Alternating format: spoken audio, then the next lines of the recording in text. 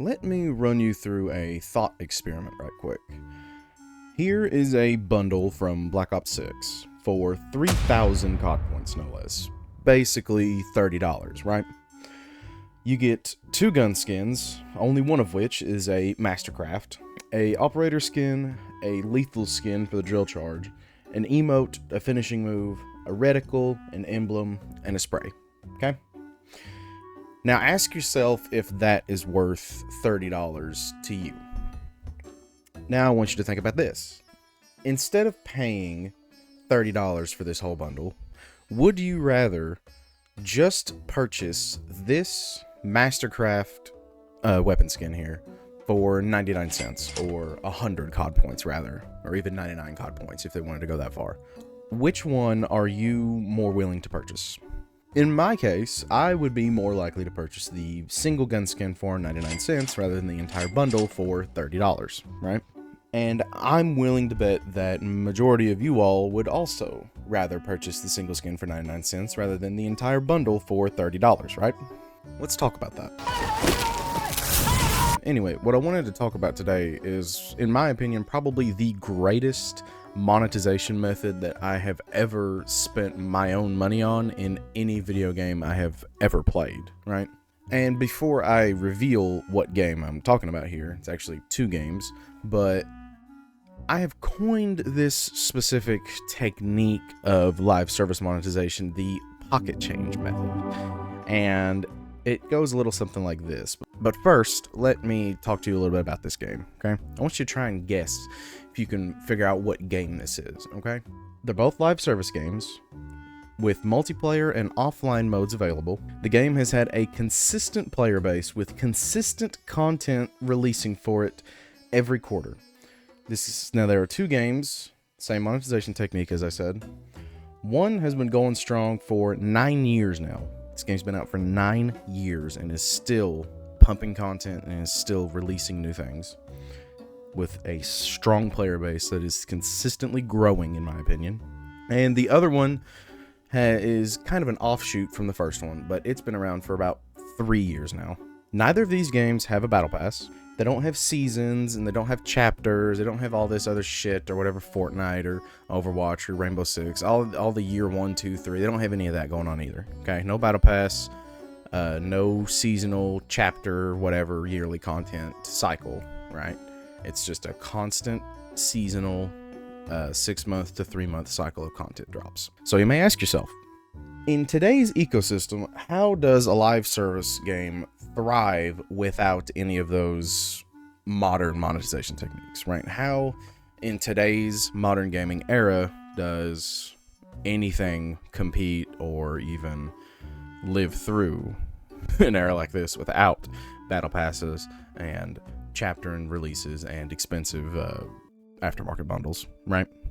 And if you're Activision, you'd probably think I'm lying to you or that I'm a retard. But you'd be wrong. About one of those at least. The game that I am talking about is none other than the Hunter Call of the Wild and the Angler Call of the Wild, right? Now, if you are not into hunting or fishing either one, you've probably never heard of these games, or you've never played them, let alone ever heard of these games. But I myself, being an avid hunter and angler both, kind of felt like these games were what was missing from my life, because growing up I played and I still own all of the original copies of the Cabela's hunting and fishing games from way back when on PlayStation 2 and even a couple of them on the 360. But now I grew up on those games, okay? The AI and the realism aspect of the animals and techniques and tactics are, well, rather lackluster to say the least. That's nice. You're not the only one hunting. And I'm not going to be talking about the Cabela's games today. Instead, I'm going to be talking about the absolute masterminds over at Expansive Worlds, which is the developers and creators of the Hunter franchise now. So first, let's talk about the Hunter. The game itself is $30, so right off the bat. And it is a last-gen game, so it came out on PS4. Of course, it originally came out on PC. And for 30 smackaroos, you get access to 2 maps, both with fully fledged out storylines that you can follow and play through at your leisure.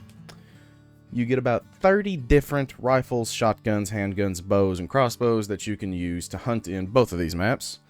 And this game and all of its DLC goes on sale constantly. Constantly, there is always a sale going on. Bundles on sale. Everything is on sale constantly because there is just such an influx of content within the game itself. But either way, that's what you get right off the bat for 30 smackaroos, right? So, what makes the Hunter Call of the Wild's paid DLC better than any other DLC that I can think of in my head currently? Well, it's because I think I get my money's worth. So, I have never, in my recollection, ever purchased a aftermarket bundle for Call of Duty or Fortnite or Rainbow Six or any of the big live service games that you know currently. I myself have never purchased a full-scale, full-price $20, $25 bundle for any of these games, even $15 bundle for any of them. And yet I have purchased every single DLC for both the Hunter and the Angler, all of them. But for $12, you get a brand new map, new guns, a new storyline to play through, 13 different animals that you can hunt and learn about. And when I talk about getting a new map, these maps are not small, okay? They are not small. No. I'm talking multiple square miles of unique terrain and landscapes and sights and views and animal pathing and everything that you get to explore at leisure. There is no restrictions. You can jump right into any map as level 1 and go anywhere and do anything you want in the game. There is complete freedom as to how you want to play. Now, to me, that's worth $12. Having hours and hours of new content to explore and to experience at my own pace is well worth $12 in my opinion. Especially when you compare $12 to a $30 bundle that you don't even get to use next year for the next Call of Duty. So, and here's another one. $12 is the most expensive DLC for the game currently, if you exclude the bundled DLCs, which contain multiple different maps, multiple different cosmetics, multiple different firearms and weapons to use. If you exclude those, the actual individual DLC packs are capping out at $12, and that's for the actual DLC maps. Other things that Call of the Wild may offer include camouflage packs, weapon packs, and even hunting dogs that add a completely new mechanic that you can play around with within the game. And all of these different smaller DLCs like that you buy for $3, $5, hell, even $6 if you want a Labrador Retriever. And like I said, these DLCs go on sale constantly, so I myself have very rarely ever paid full price for any of this stuff unless it's something that I absolutely want to use the moment it comes out. And all the DLCs scale with time, which is something that Call of Duty, in particular, has completely lost upon itself. Black Ops 2 is still $60 normal price. You can't even buy it on consoles anymore, but you can still get it on Steam, and it's still $60 fucking dollars. And what I mean by scale with time, of course, is the DLC gets cheaper as it comes out. The first DLC maps, which are in Siberia and Africa, both are $8 each instead of the brand new price of $12 for the new maps. So what do I mean by all this? What do I mean by glazing this random hunting game that you've probably never heard of or never even played, right? What do I mean by that? Well, what I want you to think about is effort and quality when it goes into video game development and video game DLCs in general. I want you to look at how both of those aspects of development and DLC and product influence price, right? Most of the time you would think that the higher price of something excludes to a higher quality or in a higher quantity of that. So the higher the price, you either get a higher quality product or you get more of that product, right? That is how supply and demand should work for the most part. It doesn't. And then another thing I want you to think about is how these game companies and the corporations that control these game companies are being influenced by real world policies that aren't even included in video games anymore. So Toyota makes a $10,000 utility truck, right? Bare bones, basic, just an amazing little work truck. And it would be awesome to have one of those in the US, but sadly we cannot have them in the United States because of EPA laws and import laws. The Fat Electrician actually has an amazing video on it if you want to look at that. But either way, it is absolute horseshit that we can't have it. And what I want you to think about is if Activision could make it to where, I don't know, let's say Tencent, the new game, the new Marvel Rivals that just released, if Activision could lobby the federal government to not allow Marvel Rivals or Tencent to even operate in the United States, they would. They would 100% do that. They would rather you have the choice of playing Call of Duty or playing nothing, if they had their way. And what I mean by this whole rant is that Avalanche Studios, the creators behind these games, they can create multiple square miles of terrain. Multiple square miles. New weapons, new animals, AI pathing, new mechanics. They can create all these different things to operate within their game itself that they built from scratch, right? They can do all that. They can write and create and have voice actors come in for entirely new stories. Well, sure, they might be short stories, but they're longer than Modern Warfare 3's campaign. They can do all that, and then they can sell it to you for $12. $12. Half the price of that game itself. 2 DLC maps are still cheaper than the full game itself, right? So, right, they can do that. Sell it for $12. You can get 2 of them, actually, for less than this bundle. 3,000 COD points. $30.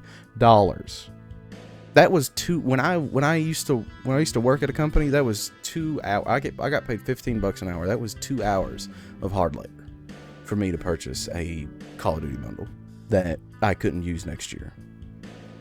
How does that make sense in anyone's mind? Well, it doesn't, but it makes sense at corporations' mind because their whole goal is to make money now, not later. The actual use of a corporation and Activision's entire spiel about this whole thing is they would rather make $1,000 today than they would $1 million in a year. That's just their whole mindset. Make money now, not later. It doesn't matter if the stock price plummets next year. What matters is it goes up $1 today. If the price goes up $1 today, they succeed. It doesn't matter if it plummets $100 next year. They don't think that far ahead. They've already moved on to a different company by then. That's it. It is the shittiest, corporatist form of just shitty economics in general. And that's kind of where we're at now. But we're also at a point where slowly but surely that's getting eroded away. Now, I know what you're thinking. Nate, you're talking about a hunting and fishing game, right? Right. You're not talking about a competitive, tactical, FPS, third-person shooter, battle royale. You're not talking about that. How can these games possibly replicate that form of monetization? Well, they can't. They can't do that. They used to have map packs and stuff back then. They've since done away with that. They can't replicate what Avalanche Studios have done. I'm not saying they can. What I'm saying is they don't have to sell an entire bundle, right? They don't have to sell an operator skin, two gun skins, and a couple of different little cosmetics that don't mean shit next year for $30. They don't have to sell it for that price. If Avalanche Studios can create such massive packs, such a massive array of content for $12, right, and be a fully functioning studio that is still producing games, mind you.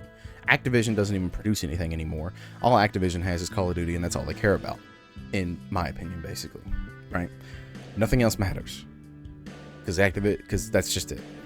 They don't have to do that. They choose to do that, right? Avalanche Studios doesn't choose to do that. They do what they do, okay? That's just how it goes. Like I said, $30 bundle. You don't get to use it next year. If the game is off, if the game is having server issues, or if it goes down for maintenance, you don't get to use it. If your Wi-Fi goes out, if your internet goes out, you don't get to use it. The game is online only, always, forever, never not. Versus a $12 bundle from Call of the Wild that is still on disc, mind you. You never lose it. The game is offline unless you turn online on and play multiplayer. The game is always offline. You will remain and keep that bundle you purchased until your console or your PC breaks down and destroys, or the world ends. You know, have it. They can't take it away from you like Ubisoft wants to. But, hey, I'm just a guy on the internet. What do I know? But that's just what I want to talk about today. I hope you learned something or enjoyed this video to a certain degree. I know it was rather negative, but I think there's a lot to learn from Avalanche Studios, and I think there's a lot to learn from both of these games in general. And maybe if you've never heard of these games, maybe I've piqued your interest a little bit. Maybe you want to check them out. But either way, I do hope you have enjoyed watching the video. And another thing I actually want to touch on before you leave is think about that when you're purchasing a brand new video game too. Think about the price model and think about the content. Everybody kind of skimps over that GTA 5 has thousands of hours worth of content within it. Just in the story mode alone has hundreds of hours of content within it that you can play through and experience. And same goes for Red Dead 2 and Red Dead 1 and the rest of the GTA games in general. And they sell them for a market price of 60 smackaroos. Right? Now look at another game that I don't want to seem like I hate this game. I actually love it, but I hate it because I feel like I got gypped. Right? Evil West, I pre-ordered it because I thought it was so cool, and I still think it's a really cool game. I pre-ordered it for $50. $50. I beat that game in one day on hard. It was like a 7-8 hour campaign. If there's no multiplayer, it is co-op, but there's no multiplayer. There's no extra modes to it. There's no horde mode. There's no nothing. It is literally a 7-8 hour story. It's a good story. Don't get me wrong. It's a fun game. I really like it, but $50. $50. That, see, it's just not. It's hard to explain to a certain degree, but I think you get what I'm saying when I say that is overpriced for what you get. That is overpriced 100%. I don't know. Maybe I'm just talking out my ass here, but, you know, that's my opinion. That's just something to think about. I hope you do think about it next time you go to purchase anything.